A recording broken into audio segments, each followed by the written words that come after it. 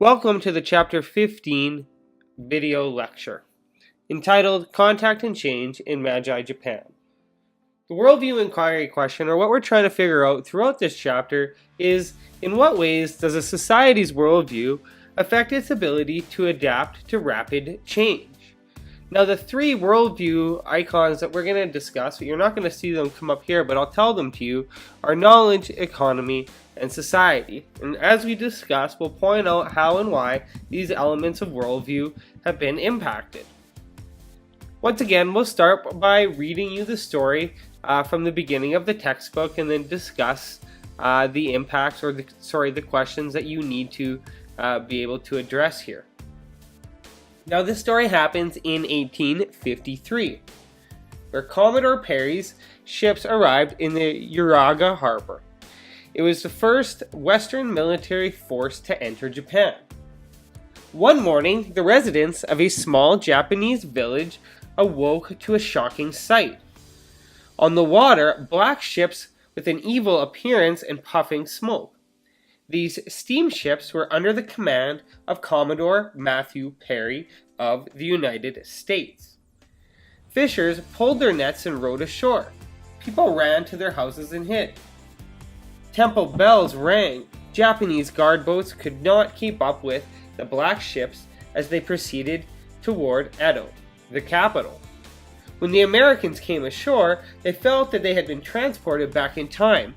Warriors with two swords, archers with longbows, cavalry, and foot soldiers lined on the shore, as did bronze cannons in the old Portuguese style. The Japanese, too, were amazed by what they had saw. Here, the Japanese soil were giants of men with long noses, round eyes, and blonde, red, or brown hair. Why had they come? What did they want of the Japanese people?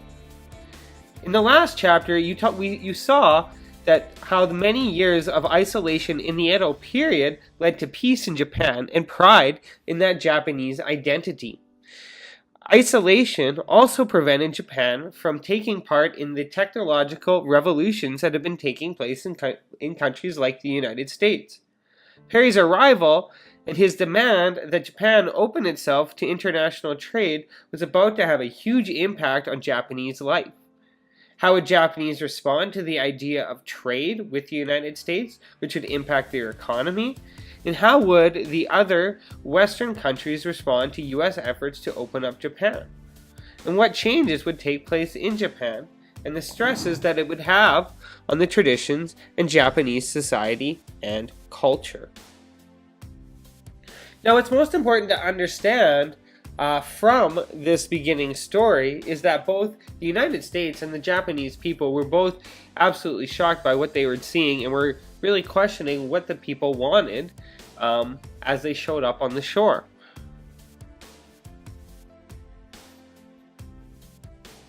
So as we continue, we need to look at how and why there was the end of isolation in Japan and the factors that motivated Japan's decision to end its isolation. What we start to focus on first is pressures from the outside, which would be like external forces. When Commodore Perry arrived on July 14th, 1853, he landed in the Uraga Harbor with 4 ships, 977 men with 66 guns. This information is important because it's the first contact that they had, and they were just meeting peacefully. Because when they met with the Japanese, Commodore Perry, he presented the Japanese with a letter from President Millard, which stated that Japan was a very rich and fertile country with many valuable articles. They also had many skilled and talented artisans. He was requesting trade that would benefit both groups of people. He proposed that they give it a try for about 5 to 10 years, and if it wasn't what the Japanese people had hoped, they could stop the agreement. Additionally, he asked for protection for shipwrecked Americans and the right to buy coal for ships. When Perry returned to Japan in the next year, he brought with him 8 ships and more troops as a show of military strength and power. And he presented the Japanese with a treaty called the Treaty of Kanagawa, demanding that it opened 2 Japanese ports to the Americans and they could establish an American consulate in Japan. It also accepted the demand regarding the shipwrecked Americans have the right to buy coal. Now, how did the Japanese respond to Commodore Perry? Well, they ended up signing the treaty with the Americans, and a year later even signed a commercial trade treaty. Now, why did they respond in the way that they did? Well, the Americans flexed their military strength to intimidate the Japanese people, which actually really worked. They recognized that the American weapons were more advanced and they did not want to start a war that they might lose. Now, on top of the external pressures that were being put on Japan, there were pressures from within. Now, we need to understand what the internal issues were that the Japanese people were having to deal with at the time of Commodore Perry's arrival. Now, number one, there was a loss of respect for the shogunate in Japan. And two, there was also an uprising against the inefficiency and corruption of its officials, which created a lot of disorder and civil war. Many people saw the treaties as proof that the shogun was weak. So 3 important things happened. 1, groups who agreed with the shogun no longer debated. They became violent and rioted in the streets. Number 2, the daimyo who opposed the shogun were retired or arrested. Samurai were exiled or executed. And attacks on foreigners increased. Now, in 1868, there was a couple important events that resulted in a few things happening. The shogun started to petition the emperor to officially take over power, and a civil war broke out between the emperor and shogun supporters. In the end, 30,000 emperor supporters blasted the shogunate stronghold, and after 2 weeks it fell, and a new era of Japanese history was beginning. And that began a changing order. And we need to understand to what extent did the changes made during the Meiji Restoration affect the lives of the Japanese citizens. Now, Prince Mashido was the name of the Japanese prince who became emperor. When he became emperor, he changed his name to Meiji. The 3-year period that started in 1867. It was known as the Meiji Restoration. It was called this because the government was emphasizing the importance of the emperor and how he has been restored to his rightful place of power. The emperor's reign lasted until his death in 1912. Then this period became known as the Meiji period, this term meaning enlightened rule. There were 3 factors during the Edo period that contributed to changes in Japanese society at the time. The first was the spread of education, the second being increased wealth of the merchant class, and third was increased commerce during the last century in the Edo period. This brought about new ideas about government. The unelected group of powerful leaders, also known as an oligarchy, took control of the government in the emperor's name and ruled the country.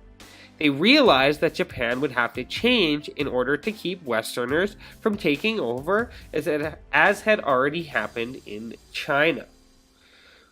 What were the two major goals of reforming the government? First, they wanted to create a strong, centralized government to unite the country and rule efficiently. And the second was to create a government that was similar to a democracy in the West. Meiji leaders began to transform by emphasizing their allegiance to the Japanese emperor. They started to do this by moving the imperial court from Kyoto to Tokyo, which was the new name of the capital city of Edo. This put the emperor and the government in the same location. While the power of the emperor was increasing, Meiji leaders were reducing the power that was held by the daimyo. They were able to do this by, first, encouraging the daimyo to turn over their land to the state, and 2, the samurai system was abolished by the government. From here on, only the government was allowed to collect taxes. Therefore, they pretty much took away the daimyo's ability to be able to make money. There also became more opportunities for common people. Commoners were given rights. They were allowed to choose where they could live. They were able to decide the occupations that they would like to pursue. Commoners were also allowed to have their own family surnames. Old rules about dress were no longer enforced. Peasants were made owners of their land, and it became illegal to discriminate against outcasts. There was also education reform. The Meiji leaders wanted to make the Japanese education system that was based on traditional values and centered on developing respect for the emperor. They believed that education individuals would make a rich and strong country. In Japan, life did not change much for many. We needed to understand what it meant for the following segments of Japanese society. For traditional family patterns did not change much. Fathers still had legal authority for making all the decisions regarding education, marriage, jobs, and property. Anyone who defied this authority was a non-person. Commoners still looked up to their superiors, and upper class still had prejudices against lower classes. Amongst rural peasants, taxes remained high. Most of the money ended up in the hands of money lenders and landowners. Many farmers ended up renting their land or crop sharing, and even had to pay high rents when crops had failed. Many people could not afford to send their kids to school, especially their daughters. This left many people in rural areas illiterate and unable to read or write. Now we need to understand the characteristics that allowed for successful and rapid transformation of Japanese culture. In the mid-1700s, an era also known as the Industrial Revolution began. This is where dramatic changes in how goods were produced in the West. Machines were invented that could do work more quickly and efficiently. Factories were built and many workers were employed to produce large amounts of goods. Transportation and communication were revolutionized by machines. And while this revolution took place over a period of 100 years in the rest of the world, it occurred in Japan over a shorter amount of time. This happened because of borrowed technology. There were all different kinds of technology that Commodore Perry brought to the Japanese. Miniature steam engines and the telegraphs were just a couple of examples. And there were also things that the Americans liked that the Japanese were producing. Their lacquer work, porcelains, and fine silk fabrics. The government began to gather new ideas about the world, about technology, and they did this by hiring experts and advisors from around the world to install factory machinery that was brought from the West. And then additionally, Japanese representatives visited Europe and the United States to learn about Western culture. All of these ideas and borrowed ideas allowed the Industrial Revolution to happen in Japan a lot faster.